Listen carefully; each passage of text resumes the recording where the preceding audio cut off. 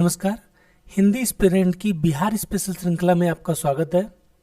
आज हमारा बिहार स्पेशल श्रृंखला का ये 8वां वीडियो है, जिसमें हम बिहार के प्राकृतिक विभाजन पार्ट 2 को पढ़ने वाले हैं। ठीक है, इससे पहले पार्ट 1 हमारा कंप्लीट हो गया है। तो सुविधा की दृष्टि से बिहार को जो है हम लोग प्राकृतिक दृष्टि से 3 भागों में बांटते हैं। एक उत्तर का ये शिवालिक श्रृंखला, दूसरा उत्तर की शिवालिक श्रृंखला और उससे सटा हुआ नेपाल की सीमा के साथ उसका तराई क्षेत्र। ठीक, दूसरा है दक्षिण का पठारी प्रदेश, जिसमें कैमूर का पठार और ये आपका छोटा नागपुर का पठार शामिल है, और इन्हीं दोनों के बीच में स्थित बिहार का मैदानी प्रदेश। तो सुविधा की दृष्टि से बिहार को 3 भागों में बांटा गया है। पहला शिवालिक श्रृंखला और तराई क्षेत्र उत्तर में स्थित, दक्षिण का पठारी प्रदेश और दोनों के बीच में स्थित बिहार का मैदानी प्रदेश, जिसमें से हमने शिवालिक श्रृंखला और दक्षिण के पठार को पार्ट 1 में हमने बिहार के प्राकृतिक विभाजन पार्ट 1 में पढ़ लिया है। आज हमारा जो टॉपिक होगा वो बिहार की मैदानी संरचना के बारे में हम पढ़ेंगे। तो आप जानते हैं कि बिहार का जो मैदानी सेक्टर है वो लगभग पूरे बिहार के क्षेत्रफल का 96% सेक्टर पे तो मैदानी सेक्टर का विस्तार है। अर्थात सबसे बड़ी प्राकृतिक इकाई आपकी कौन सी हो गई? बिहार का मैदान हो गया। ठीक, आपकी शिवालिक श्रृंखला ये वाला हो गया और दक्षिण का पठार, इन दो हो गए ये, और तीसरा आपका ये बिहार का मैदान। इन तीनों में पूछा जाए तो सबसे बड़ी प्राकृतिक संरचना कौन सा है? बिहार का मैदान है। उसके बाद जो आता है फिर दक्षिण का पठारी प्रदेश, फिर उसके बाद आता है शिवालिक श्रृंखला। ठीक है, क्रम ये है। आप जानते हैं गंगा नदी जो है बिहार को 2 भागों में डिवाइड करती है, ऐसे। ठीक, और गंगा नदी के उत्तर का सेक्टर जो है उत्तरी बिहार का मैदान और दक्षिण का सेक्टर जो है दक्षिणी बिहार का मैदान कहलाता है। यदि इनमें से अब पूछे कि निम्न में से कौन सी सबसे बड़ी प्राकृतिक संरचना है, अगर 4 ऑप्शन आपको दे दे कि शिवालिक श्रृंखला, ये दक्षिण का पठारी प्रदेश, दक्षिण का मैदान और उत्तर का मैदान, तो आप बताएंगे उत्तर का मैदान जो है सबसे बड़ी प्राकृतिक इकाई है बिहार की। ठीक, क्योंकि आप देख रहे हैं कि उत्तर में केवल शिवालिक श्रृंखला ही एकमात्र पर्वतीय संरचना है, जबकि आपके दक्षिण के बिहार में आप पठारी संरचना में देखेंगे तो कैमूर का पठार, छोटा नागपुर का पठार और कहीं कहीं पे तो पर्वत श्रृंखलाएं जो छोटा नागपुर के पठार का भाग है वो गंगा नदी के दक्षिणी सीमा को स्पर्श करती हुई दिखाई देती हैं, जैसे मुंगेर में खड़गपुर की पहाड़ियाँ, ठीक है, नालंदा जिले की पहाड़ी, ठीक है। उसके बाद फिर आपका जहानाबाद में स्थित नागार्जुनी और बराबर की पहाड़ियाँ, ये जो है थोड़ा उत्तर की तरफ विस्तार को दर्शाती हैं। तो जिस तरह उत्तर के बिहार के मैदान में क्रमबद्धता पाई जाती है, उस प्रकार दक्षिण के बिहार के मैदान में क्रमबद्धता नहीं देखने को मिलती है। ठीक है, इसीलिए बिहार की सबसे बड़ी प्राकृतिक इकाई यदि इन चारों ऑप्शनों में से पूछे, उत्तर, दक्षिण, फिर शिवालिक और छोटा नागपुर में, तो आपका उत्तर बिहार का मैदान होगा। ठीक है, आइए आज का टॉपिक स्टार्ट करते हैं। हमारा आज का टॉपिक होगा बिहार के मैदान के बारे में पढ़ेंगे। ठीक, तो बिहार का कुल क्षेत्रफल कितना है? तो 94,163 है।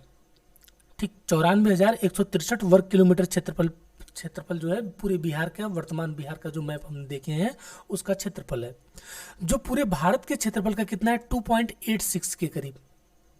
ठीक, और क्षेत्रफल की दृष्टि से बिहार का जो राज्यों में स्थान आपका 12वां है, और राज्यों प्लस केंद्र शासित प्रदेशों की बात की जाए तो 13वां आ जाता है, क्योंकि लद्दाख जो है बिहार से बड़ा है। अब बिहार के क्षेत्रफल में से उसकी मैदानी संरचना कितनी है? तो बिहार का मैदान उसके कुल क्षेत्रफल का कितना है? तो 90,650, अर्थात कुल मिला के 96%। ठीक, 96%। और सुविधा की दृष्टि से बिहार के मैदान को 2 भागों में बांट दिया गया है गंगा नदी द्वारा। तो उत्तरी बिहार का मैदान और एक है दक्षिणी बिहार का मैदान।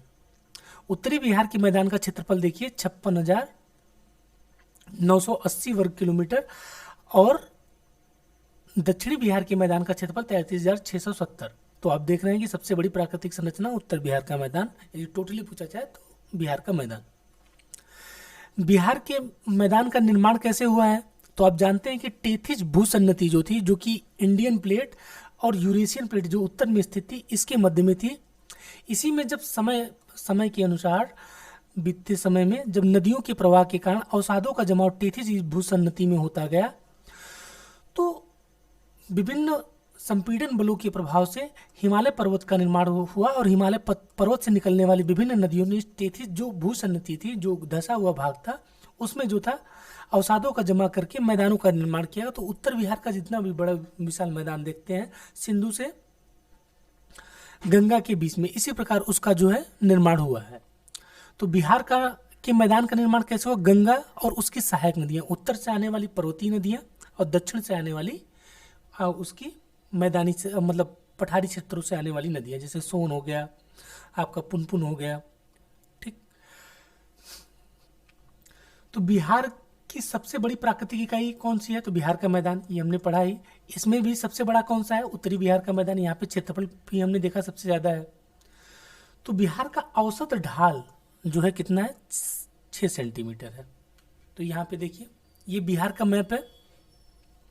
तो यहाँ पे आप जानते हैं कि उत्तर में बिहार में क्या है? नेपाल है। नेपाल के में क्या है? आपकी हिमालय पर्वत श्रृंखला का विस्तार है। तो उत्तर बिहार में क्या है? हिमालय स्थित है। तो हिमालय से निकलने वाली नदियां कैसी हैं? सतत वाहिनी है, अर्थात उनमें वर्षा का जल, ठीक है, सॉरी, उनमें जो जल की मात्रा होती है वर्ष भर पर्याप्त मात्रा में बनी रहती है। ठीक। तो उत्तर बिहार के मैदानी सेक्टरों में आप देखेंगे कि जो सिंचाई की सुविधाओं का जो है बेहतर तरीके से विकास हुआ है। और ये जो इलाके हैं उत्तर बिहार के मैदान में, चूंकि पहाड़ी क्षेत्रों से नदियां आती हैं तो अपने साथ अवसादों को बड़ी मात्रा में लाती हैं, और नदियों में लगभग हर प्रतिवर्ष जो है बाढ़ आता है, तो अपने द्वारा लाए गए जो अवसाद है उसको पूरे सतह पर बिछाती चली जाती हैं, तो उससे उपजाऊ मृदा का निर्माण होता है। तो उत्तर बिहार का मैदान ज़्यादा उपजाऊ है। ठीक है। और यहाँ पे बहुत सारी नदियों का विस्तार है उत्तर बिहार के मैदान में, तो सिंचाई की सुविधाओं का भी अच्छा खासा विस्तार आपको देखने को मिलता है। ठीक। और उत्तर बिहार का मैदान की सबसे बड़ी बात, ये सबसे बड़ी प्राकृतिक संरचना है उत्तर और दक्षिण बिहार में। ठीक। तो यहाँ से देखिए, जो नदियाँ उत्तर बिहार की बात की जाए तो नदियाँ कैसे आ रही हैं? उत्तर से किधर आ रही हैं? दक्षिण की तरफ। ठीक है। तो बिहार के उत्तरी मैदान का ढाल किधर है? उत्तर से दक्षिण की तरफ है। जितनी भी नदियां आ रही हैं उत्तर से दक्षिण की तरफ है। ठीक। अब दक्षिण बिहार में देखिए, दक्षिण बिहार में जो पठारी क्षेत्रों से नदियां आती हैं इस प्रकार आती हैं। तो दक्षिण बिहार का ढाल कैसे हो गया? दक्षिण से उत्तर की तरफ है। ठीक। दक्षिण बिहार का ढाल कैसे है? दक्षिण से उत्तर की तरफ है। ये विभिन्न नदियां, सोन हो गया, पुनपुन हो गया, किउल नदी हो गई, ये सब नदियां जो है दक्षिण से उत्तर की तरफ आके मिलती है। तो दक्षिण बिहार का ढाल बताएंगे दक्षिण से उत्तर की तरफ है। और दक्षिण बिहार के ढाल में देखेंगे ये जो पश्चिमी इलाका है इसका, यहाँ पे इसमें अत्यधिक चौड़ाई है, जबकि इधर जैसे ही आप पूर्व की तरफ बढ़ते चले जाएंगे तो दक्षिण बिहार का मैदान जो है सकरा होता चला जाता है, सकरा होता चला जाता है। और मुंगेर के पास जाके ये देखिए बिल्कुल सिकुड़ सा गया है, मतलब मिल सा गया है गंगा नदी में जाके। तो पश्चिम की तरफ दक्षिण बिहार का मैदान का जो है विस्तार अधिक है, जबकि पूर्व की तरफ इसका विस्तार कम होते चला गया है। और बिहार की सर्वत्र ढाल की बात की जाए तो बिहार का ढाल कुछ इस प्रकार का है। ठीक। ये है आपका गंगा नदी का बहाव क्षेत्र, ये वाला। ठीक। ये वाला जो आप देख रहे हैं, और यहाँ से जो है उत्तर की तरफ से नदियाँ आके मिलती हैं और यहाँ से जो है दक्षिण की तरफ से नदियाँ आके मिलती हैं। कुछ इस प्रकार का बिहार का जो है ढाल है। ठीक। अर्थात ये जो पूरा, यदि बिहार के ढाल की बात की जाए तो बिहार का ढाल किधर है? पश्चिम से पूर्व की तरफ। जैसे गंगा नदी किधर बह रही है? पश्चिम दिशा से, यहाँ से बह रही हैं पश्चिम दिशा से, और किधर जा रही है? पूर्व दिशा की ओर। तो गंगा नदी का के ढाल के हिसाब से माना जाता है कि बिहार का ढाल जो है पश्चिम से पूर्व दिशा की तरफ है, जबकि उत्तरी क्षेत्र का ढाल उत्तर से दक्षिण, और दक्षिणी क्षेत्र का ढाल, दक्षिण के मैदान का ढाल दक्षिण से उत्तर की तरफ है। ये कैसे पता चलता है? तो नदियों के प्रवाह मार्ग के द्वारा पता चलता है। आइए अब गंगा के उत्तरी मैदान को पढ़ते हैं। तो हम अभी इसमें जो पढ़ेंगे नदियों के आधार पर विभाजन को भी पढ़ेंगे। गंगा के उत्तरी मैदान पे, गंगा के उत्तरी मैदान को नदियों के आधार पर किन किन भागों में बांटा गया है। समुद्र तल से जो गंगा के उत्तरी मैदान है उसकी औसत ऊंचाई जो है 76 सेंटीमीटर है। उत्तरी गंगा के मैदान की बात की जाए तो ये गंगा और उसकी सहायक नदियां, जैसे गंडक हो गया, घाघरा हो गई, बूढ़ी गंडक हो गई, आपकी कोसी हो गई, महानंदा हो गई, इन प्रमुख सहायक नदियों के द्वारा मिलकर जो है उत्तरी गंगा के मैदान का निर्माण हुआ है। ठीक। गंगा के उत्तरी मैदान को सुविधा की दृष्टि से 4 भागों में बांटकर देखा जाता है। कौन कौन से भाग हैं? एक तराई है, एक बांगर है, एक खादर है और चौथा जो है चौर या मन प्रदेश है। तो अभी तराई, बांगर और खादर को हम बाद में देखेंगे। चौर या मन प्रदेश के बारे में हम पढ़ते हैं। तो चौर या मन प्रदेश की बात की जाए तो चौर या मन प्रदेश क्या होता है? जो आपने ज्योग्राफी में पढ़ा होगा कि गोखुर झील या छाड़न झील का नाम सुना होगा, जो नदियों के द्वारा अपने मार्ग को परित्यक्त कर दिया जाता है, तो बीच का जो उनका पानी का हिस्सा बचा रह जाता है वो गोखुर झील या छाड़न झील कहलाती है। तो यहाँ पे देखिए, जैसे मान लीजिए ये नदी का प्रवाह मार्ग है, नदी इस प्रकार सर्पीले भाग से होकर बहती है। क्योंकि आप जानते हैं कि नदियाँ जो है पर्वतीय सेक्टर से आ रही हैं तो अपने साथ अवसादों की अधिक मात्रा में लेके चलती हैं, और जैसे ही वो मैदानी क्षेत्रों में पहुँचती हैं तो उनमें अवसादों के वहन करने की क्षमता कम हो जाती है। ऐसे में वो अवसादों का निक्षेप अपने तटवर्ती किनारों पर करने लगती है। जैसे यहाँ पे करने लगी तो ये नदी की धारा मुड़ने लगती है। ठीक, तो नदी की धारा यहाँ पे करने के कारण देखिए नदी की धारा क्या हो रही सर्पीलाकार में मुड़ गई है मैदानी सेक्टर में, जबकि पठारी सेक्टर में आप नदियों को देखेंगे तो इस प्रकार से सर्पीले आकार में वो नहीं बहती हैं। ठीक, क्योंकि मैदानी सेक्टर में मृदा को भी काटना आसान होता है। तो जब यहाँ पे अपने किनारों पे ये अवसादों का जमाव करने लगती है तो ये जो घुमाव है इनका और बढ़ जाता है, कुछ इस प्रकार से घुमाव हो जाता है। ठीक, तो ये जो घुमाव है, फिर यहाँ पे इन्होंने क्या किया, अवसादों का अधिक मात्रा में जमाव किया, तो ये आपका जो है कुछ इस प्रकार की आकृति बन गई नदियों की अवसादों के जमाव के कारण यहाँ पे। और नदियों ने क्या किया, इस मार्ग का अनुसरण करने के बजाय ये वाला मार्ग चुन लिया अवसादों के जमाव के कारण, और ये जो पीछे का हिस्सा है ये बचा रह गया कुछ इस प्रकार की आकृति, जिसे गोखुर झील कहा जाता है। जैसे यहाँ पे देखिए नदियों का ये मार्ग है, नदी के मोड़, ये दूसरी अवस्था है। नदियों ने क्या किया, अवसादों को अपने किनारों पे यहाँ पे देखिए जमाव करना प्रारंभ कर दिया, और नदी के जो और यहाँ पे जमाव जो है अवसादों का जमाव। तो नदी का देखिए जो धारा है कैसे मुड़ गई, और यही धारा जब इस मार्ग से होकर गुजरने लगती है, कट जाती है, तो ये जो पीछे का हिस्सा बचा रह जाता है तो गाय की खुर की तरह लगता है, तो इसलिए इसको गोखुर झील या छाड़न झील के नाम से जाना जाता है। देखिए नदी ने पुनः अपने पुराने मार्ग को इस मार्ग को अनुसरित कर लिया, तो ये जो बीच का हिस्सा बचा रह गया ये दोनों ये क्या कहलाए आपके गोखुर झील। और इसीलिए उत्तर बिहार के मैदानों में मैदानी संरचना पर्वतीय क्षेत्रों से अवसादों की मात्रा में अधिकता के कारण और नदियों के विसर्ग के कारण उत्तर बिहार के मैदान में बहुत सारी गोखुर झीलें या छाड़न झीलें कहा जाता है, जो जिसको बिहार में स्थानीय नाम से चौर या मन प्रदेश के नाम से जाना जाता है। आइए देखते हैं प्रमुख चौर या मन प्रदेश को। एग्जाम में आपके जो है डायरेक्ट पूछे जा सकते हैं, निम्न में से कौन सा चौर या मन प्रदेश कहाँ पे है। जैसे देखिए हरदिया चौर पूछ दिया, कहाँ, बरेला चौर कहाँ पे स्थित है। तो देखिए प्रमुख चौरों को, तो सारण जिले में देखिए हरदिया चौर स्थित है, वैशाली जिले में आपका बरेला चौर स्थित है, पश्चिमी चंपारण जिले में आपका लखनी चौर स्थित है, पूर्वी चंपारण जिले में सुंदरपुर और बहादुरपुर चौर स्थित है। तो प्रमुख चौरों की बात की जाए तो चौर या मन क्या है, गोखुर या छाड़न जिले, ये ध्यान में रखेंगे। तो सारण जिले में हरदिया चौर, वैशाली जिले में बरेला चौर, पश्चिमी चंपारण जिले में लखनी चौर और पूर्वी चंपारण जिले में सुंदरपुर और बहादुरपुर चौर। अब प्रमुख मन को पढ़ लीजिए। पश्चिमी चंपारण जिले में पिपरा मन, सिरैया मन और सिमरी मन, और पूर्वी चंपारण जिले में टेटरिया मन, एक माधोपुर मन और मोती झील। ठीक, एक मोती झील आपकी मुजफ्फरपुर में भी देखने को मिलेगी। ये मोती झील जो है आपकी पूर्वी चंपारण जिले वाली, ये पूर्वी चंपारण जिले में स्थित है, जो कि गोखुर झील का उदाहरण है। अब हम पढ़ेंगे बांगर खादर। ठीक है, तराई, बांगर और खादर मृदा को, कौन कौन सी, तराई, बांगर और खादर मृदा, जो 4 भागों में उत्तर बिहार के मैदान को बांटा गया था उसमें से हम तराई, बांगर और खादर को पढ़ेंगे। तो पहले समझते हैं कि तराई और बांगर मृदा क्या होती है या खादर मृदा क्या होती है। आप जानते हैं कि नदियाँ, ये बिहार का मैप है, यहाँ पे उत्तर में जो 3 पर्वतीय संरचनाएं देख रहे हैं ये हिमालय की 3 प्रमुख श्रृंखलाएं हैं जिनका अलग अलग कालों में निर्माण हुआ है। इयोसीन से लेकर ओलिगोसीन तक काल में आपका बृहद हिमालय, मायोसीन काल में आपका मध्य हिमालय ये वाला, और फिर आपका जो बिहार में स्थित है शिवालिक श्रेणी, इसका निर्माण कब हुआ है, तो प्लायोसीन युग में। ठीक, आयो मायो प्लायो तो इन तीनों कालों में इनका 3 अलग श्रृंखलाओं का निर्माण हुआ है। तो आप जानते हैं कि पर्वतीय सेक्टर से जब नदियां निकलती हैं तो अपने कैसी होती है, एक तो ढलान तीव्र होता है, दूसरे नदियां युवावस्था में होती है, तो युवावस्था में होने के कारण उनमें जोश या जल की मात्रा अधिक होती है, तो अपने साथ बड़ी संख्या में अवसादों को लेकर आती हैं। ठीक, जैसे यहाँ से हो गया, तो नदियाँ ऐसे बह रही हैं तो अपने साथ यहाँ से क्या कर रही हैं, अवसादों को बड़ी मात्रा में लेके आ रही हैं। चूंकि ढाल तीव्र है तो अवसादों के बड़े बड़े पत्थर के टुकड़ों को आसानी से वहन कर सकती हैं।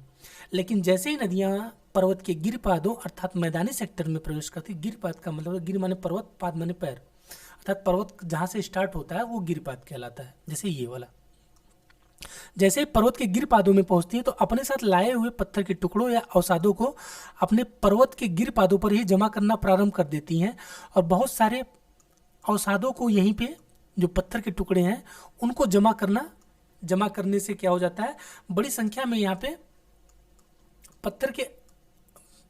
पत्थरों का जमा हो जाता है, और इन सेक्टरों में जाके नदियाँ विलुप्त हो जाती, क्योंकि नदियाँ इनके ऊपर से नहीं बहती। और यहीं पे जो बीच बीच में आपको गैप दिख रहा होगा इन पत्थर के टुकड़ों में से, यहाँ से होकर नदी निकलेगी, यहाँ से नदी की धारा होकर निकलेगी, यहाँ से नदी की धारा होकर निकलेगी, और यहाँ से नदी की धारा होकर निकलेगी। तो इन सेक्टरों में आकर जो पर्वत के गिरपादों में जो उन्होंने पत्थरों का जमाव किया नदियों ने, वहाँ पे जाके नदियाँ क्या हो जाती है, विलुप्त हो जाती है। इसी को कहा जाता है भाबर प्रदेश। बड़े बड़े पत्थरों का जमाव जो पर्वत के गिरिपादों में हो जाता है, और जहाँ नदियाँ अपने आप को विलुप्त कर लेती हैं, इन पर्वत के जो विभिन्न जो गैप हैं या जो रास्ते हैं उससे होकर नदियाँ बहने लगती हैं और अपने जो मूल मार्ग को छोड़ देती हैं। तो वो कौन सा प्रदेश कहलाता है, भाबर प्रदेश। भाबर प्रदेश क्या है, जहाँ पे नदियाँ विलुप्त हो जाती हैं पर्वत के छोटे छोटे पत्थर के टुकड़ों के बीच। तो ये पूरा का पूरा भाबर प्रदेश होता है। और इन सेक्टरों से नदियाँ का जल होते हुए, जो पत्थर के इन टुकड़ों से होते हुए, ठीक शिलाखंडों के इन टुकड़ों से होते हुए, जब मैदानी सेक्टरों में ये जल प्रकट होता है, जहाँ पे इस जल की दिखाई देने लगता है या फैलने लगता है, जैसे आपके रूम में बाल्टी पानी गिरा दिया जाए, तो वैसे ही इन सेक्टरों में नदी का जल किसी धारा में न बहकर कैसे बहता है, ऐसे फैलाव के रूप में बहता है। तो ये सेक्टर जो कहलाता है, ये कहलाता है आपका तराई सेक्टर। और तराई सेक्टर की सबसे बड़ी खासियत क्या है, तराई सेक्टर जो है आपके विभिन्न रोगों के जन्मदाता कहे जाते हैं। इंसेफ्लाइटिस रोग जो आप गोरखपुर में उत्तर प्रदेश में देखते हैं, बिहार के सेक्टर में, उत्तरी सेक्टर में देखेंगे इंसेफ्लाइटिस रोग, क्योंकि ये जो जल होते हैं, जल भराव के कारण इन सेक्टरों में आपको जो होगा मलेरिया, इंसेफ्लाइटिस, इन सब रोगों की अधिकता देखने को मिलती है। अनेक खतरनाक जीव जंतु यहाँ पे पाए जाते हैं, जैसे अजगर हो गया, विभिन्न प्रकार के सांपों की प्रजातियाँ। और ये सेक्टर जो होता है आपके धान की खेती के लिए, गन्ने की खेती के लिए बहुत उपयुक्त होता है, क्योंकि यहाँ पे सिंचाई के लिए कृत्रिम रूप से तराई सेक्टर से आने वाले जल की मात्रा उपलब्ध होती है। तो आप समझ गए। तो जहाँ पे नदियों का जल प्रकट हुआ इन भाबर सेक्टर में विलुप्त होने के बाद वो तराई सेक्टर कहलाता है, और भाबर प्रदेश का जहाँ पे नदियों का जल विलुप्त हुआ। तो ये देखिए, ये तीनों संरचनाएं हैं। तो यहाँ से देखिए एक नदी निकल रही है, ठीक, यहाँ से नदी निकल रही है, यहाँ से ये जो नीले कलर में संरचना है, ये नदियाँ हैं निकल रही है। तो अपने साथ देखिए ये पर्वत के गोले गोले, ये मतलब गोल गोल संरचना के रूप में आप देख रहे हैं, ये क्या है, शिलाखंड है, जिनको अपने साथ बहा के लेके आए हैं और इन पर्वत के तटीय अपने पर्वत के गिरपादों में इनको जमा कर दिया है। और यहाँ से देखिए ये फिर नदियाँ क्या हुआ, फैले हुई अवस्था में दिख रही हैं आपको। तो ये तराई सेक्टर हो गया। तो बिहार में जो तराई सेक्टर का विस्तार है वो पश्चिमी चंपारण से शुरू होता है। पश्चिमी चंपारण, पूर्वी चंपारण, सीतामढ़ी, मधुबनी, अररिया, सुपौल, ठीक, किशनगंज, इन सब सेक्टर जो नेपाल के साथ सीमा साझा करने वाले 7 जिले हैं, उन सारे 7 जिलों में आपकी पाई जाती है तराई संरचना। ठीक, नेपाल के साथ सीमा साझा करने वाले 7 जिलों में आपकी तराई संरचना का विस्तार है, अर्थात तराई प्रदेशों का विस्तार है। ये 6 से 7 किलोमीटर की चौड़ी पट्टी के रूप में विस्तृत है। कभी आप मधुबनी स्टेशन जाइएगा तो वहाँ पे आपको ये देखने को मिलेगा तराई संरचना उसकी। तो आपका ये जो हो गया तराई सेक्टर, ये पूछा जाएगा आपके एग्जाम में, निम्न में से कहाँ पे, किस जिले में तराई क्षेत्र नहीं बचा। 3 आपके तराई वाला दे देगा और एक जो है दे देगा बिना तराई वाला, मुजफ्फरपुर दे दिया, वैशाली दे दिया। तो ये ध्यान रखेंगे आप 7 जिलों को। फिर देखिए जो उत्तर बिहार में जो सेक्टर है, और फिर क्या होता है कि नदियों में अब फिर भाबर और तराई वाला सेक्टर हो गया। फिर उसके बाद देखेंगे हम बांगर और खादर मृदा। बांगर और खादर मृदा क्या होता है कि वर्षा ऋतु में जब नदियों का जल जिन सेक्टरों में पहुंच जाता है, अर्थात बाढ़ के प्रभाव में जो सेक्टर आ जाते हैं वो सेक्टर खादर मृदा कहलाते हैं। जिन सेक्टरों में बाढ़ का जल नहीं पहुंच पाता है या कभी नहीं पहुंचता है तो वो सेक्टर जो है बांगर मृदा कहलाते हैं। क्योंकि उत्तर बिहार के मैदान में इनकी स्पष्ट रूपरेखा नहीं खींची जा सकती है, क्योंकि जो क्षेत्र कभी बाढ़ के प्रभाव में रहते हैं वो कभी नहीं रहते हैं, और फिर जो क्षेत्र कभी नहीं रहे हैं वो भी बाढ़ के प्रभाव में आ जाते हैं। क्योंकि कोसी नदी यहाँ की जो बिहार की शोक कही जाती है अपने मार्ग परिवर्तन के लिए विख्यात है, जो माना जाता है कि आज वर्तमान में जो इस सेक्टर से ऐसे होकर बहती थी आज बहते हुए यहाँ तक आ गई है। तो निरंतर इसने जो है मार्ग में परिवर्तन किया है। तो उसके कारण स्पष्ट रूपरेखा उत्तर बिहार के मैदान में नहीं खींची जा सकती कि बांगर और खादर। जब हम नदियों वाला सेक्टर पढ़ेंगे तो वहाँ पे हम जब नदियों को पढ़ेंगे तो वहाँ पे हम बांगर और खादर मृदा को देख लेंगे, कौन कौन से बांगर मृदा के अंतर्गत आते हैं और कौन कौन से खादर मृदा के अंतर्गत आते हैं। ठीक है, तो आपका बांगर, खादर, तराई, ये सब सारी चीजें हमने पढ़ ली। तो उत्तर बिहार के मैदान को हमने कहा था कि नदियों के आधार पर डिवाइडेशन हम पढ़ेंगे। तो उत्तर बिहार के मैदान को नदियों के बेस पे किन किन भागों में बांटा गया है, तो आइए देखते हैं। ये देखिए आपकी घाघरा नदी है उत्तर बिहार में जो की प्रमुख नदियां हैं। ये आपकी गंडक नदी है, ये आपकी कोसी नदी, और ये आपकी महानंदा नदी। तो दोआब का आपने नाम सुना होगा। दो मतलब दो नदी धाराओं का आब मतलब मुहाना, दो नदियों के बीच का जो सेक्टर होता है उसे दोआब कहलाता है। तो उत्तर बिहार के मैदान को 3 नदी दोआबों में बांटा गया है। पहला है घाघरा गंडक दोआब, ठीक, घाघरा गंडक दोआब। दूसरा आपका जो है गंडक कोसी दोआब, गंडक से लेकर कोसी नदी तक ये गंडक कोसी दोआब। और तीसरा है कोसी महानंदा दोआब। तो उत्तर बिहार के मैदान को नदियों के आधार पर 3 भागों में बांटा गया है। ठीक है, ये ध्यान रखेंगे। अब आते हैं हम दक्षिण बिहार के मैदान की तरफ। दक्षिण बिहार के मैदान का पूरा क्षेत्रफल हमने देखा था 33,670 वर्ग किलोमीटर है। यह मैदान दक्षिण बिहार में देखिए, दक्षिण बिहार में देखिए ये जो है आपका पश्चिम की तरफ हमने पहले ही पढ़ा था अधिक चौड़ा है, जबकि पूर्व की तरफ ये जो मुंगेर की तरफ जैसे ही हम पढ़ते हैं, सॉरी मुंगेर भागलपुर की तरफ, तो आप देखते हैं कि पश्चिम की तरफ ये इधर वाले सेक्टर में जाके ये सकरा होता चला गया है। बाकी हमने ढाल देखा था दक्षिण से उत्तर की तरफ है नदियों के प्रवाह मार्ग के दौरान। यहाँ पे आप देखते हैं कि जो दक्षिण बिहार का मैदान है वो अधिक क्रमबद्ध नहीं है, क्योंकि छोटा नागपुर के पठार की पहाड़ियों का विस्तार जो है कहीं कहीं पे उत्तरवर्ती सेक्टर में भी देखने को मिलता है। जैसे खड़गपुर की पहाड़ी के रूप में मुंगेर जिले में, क्योंकि मुंगेर जिले से गंगा नदी बहती है, तो वहाँ तक लगभग गंगा नदी की दक्षिणी सीमा तक आपको जो है विस्तार आपके पठारी संरचनाओं का देखने को मिलता है। तो इसलिए उत्तर बिहार के मैदान की तुलना में दक्षिण बिहार के मैदान में उतनी क्रमबद्धता नहीं है। दक्षिण बिहार के मैदान की एक जो प्रमुख बात है, तो यहाँ पे देखिए ये हो गया आपका गंगा नदी बह रही है। तो दक्षिण बिहार के मैदान में आप देखेंगे एक नाम सुना होगा, एक प्राकृतिक तटबंध और टाल क्षेत्र। प्राकृतिक तटबंध क्या है कि जो जो दक्षिण गंगा से आने वाली दक्षिण पठार वाले सेक्टर में, अर्थात छोटा नागपुर पठार वाले सेक्टर से या दक्षिण के पठारी वाले सेक्टर से जो आने वाली प्रमुख नदियां हैं, जैसे सोन हो गया, क्यूल हो गया, पुनपुन हो गया, इन प्रमुख सहायक नदियों ने अपने साथ अवसादों को लाकर गंगा नदी के जो दक्षिणवर्ती सेक्टर है यहाँ पे जमाव कर दिया है, जिससे यहाँ पे एक प्राकृतिक तटबंध बन गया है। प्राकृतिक तटबंध का मतलब है कि यहाँ पे जो क्षेत्र है कुछ ऊंचा हो गया है।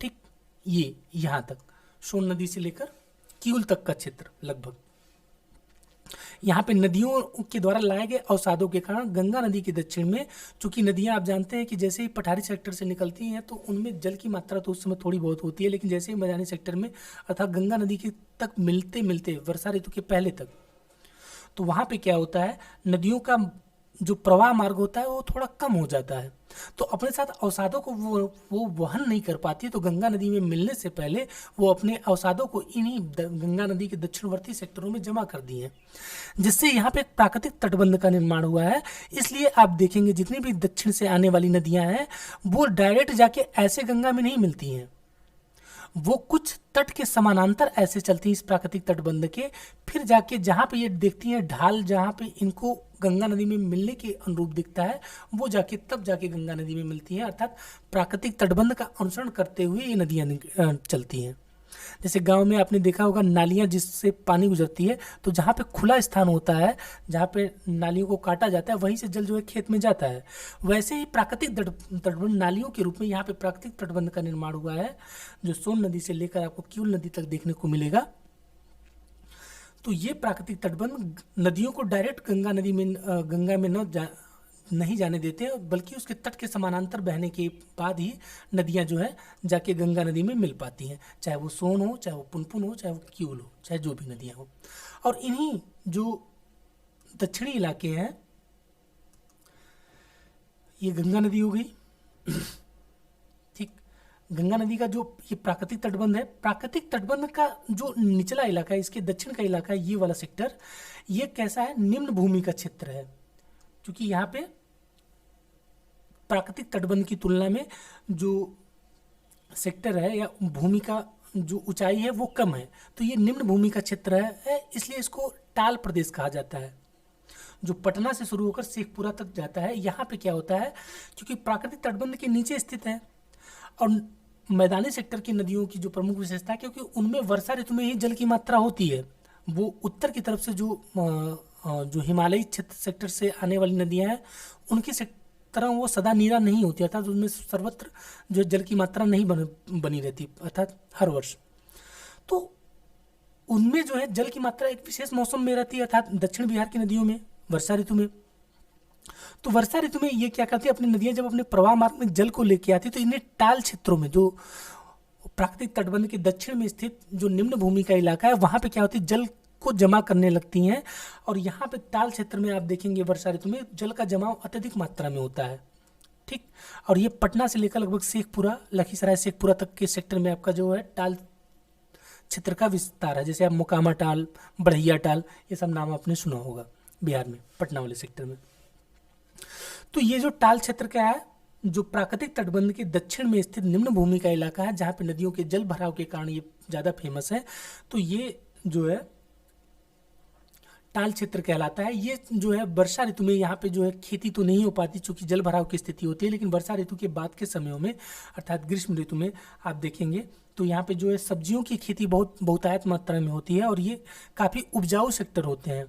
चूँकि नदियों के द्वारा लाई गई मिट्टी से यहाँ पे प्रतिवर्ष जमा होता रहता है, तो उसके कारण ये सेक्टर जो है उपजाऊपन इसमें ज़्यादा होता है और सब्जियों की खेती के लिए प्रसिद्ध है। तो आपने टाल कुछ सेक्टर को देख लिया और फिर प्राकृतिक तटबंध को देखा, ठीक है।